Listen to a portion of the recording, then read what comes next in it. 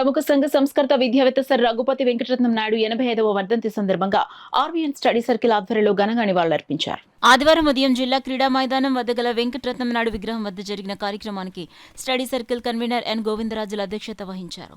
UTF రాష్ట్ర పూర్వ కార్యదర్శి జి ప్రభాకర్ వర్మ, పెన్షనర్ల సంఘం రాష్ట్ర ప్రధాన కార్యదర్శి K Satyaraju, medical reps union రాష్ట్ర కోశాధికారి దుంపల ప్రసాద్, సిఐటియు జిల్లా ప్రధాన కార్యదర్శి చెక్కల రాజ్ కుమార్, జన విజ్ఞాన వేదిక జిల్లా ప్రధాన కార్యదర్శి వి శ్రీరామారావు, శ్రామిక మహిళలు సిహెచ్ వేణు, ఎం నాగలక్ష్మి, యూటీఎఫ్ నాయకులు పివిఎన్ గణేష్, తానిషా, సిఐటియు నాయకులు పలువేల వీరబాబు, మేడిశెట్టి వెంకటరమణ తదితరులు వెంకటరత్నం నాయుడు విగ్రహానికి పూలమాలలు వేసి నివాళులర్పించారు. ఈ సందర్భంగా ప్రభాకర్ వర్మ, సత్యరాజు, గోవిందరాజులు మాట్లాడుతూ 1862 అక్టోబర్ 1వ తేదీన మచిలీపట్నంలో జన్మించిన రఘుపతి వెంకటరత్నం నాయుడు కాకినాడ ప్రాంతంలో ప్రముఖ సంఘ సంస్కర్తగా ఎనలేని కృషి చేశారని కొనియాడారు.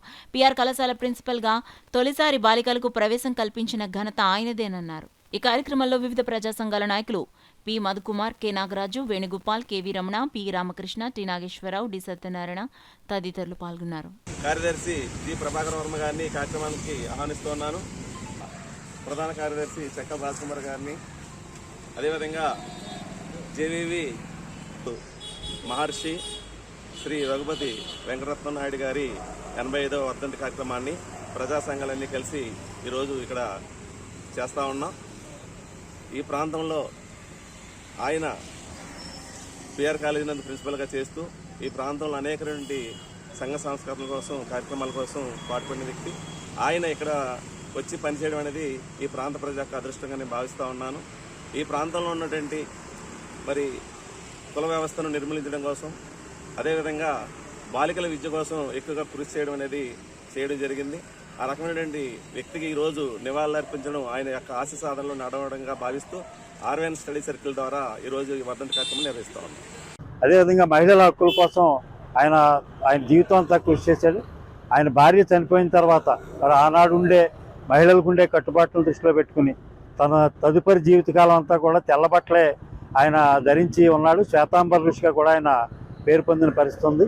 మరి వెంకటరత్న నాయుడు గారి ఆశయాలను దృష్టిలో పెట్టుకుని మరి ఈరోజు కాలంలో ఉన్న పరిస్థితులను కూడా దృష్టిలో పెట్టుకుంటే మహిళల మీద వివక్షత కానీ, అలాగే కుల వివక్షత కానీ ఇంకా కొనసాగుతున్న పరిస్థితులు ఉన్నాయి. రఘుపతి వెంకటరత్న నాయుడు గారిని స్మరించుకోవడం అంటే ఆ దురాచారాలకు వ్యతిరేకంగా పోరాడితేనే ఆయనకి నివాళి అర్పించినట్టు అవుతుంది.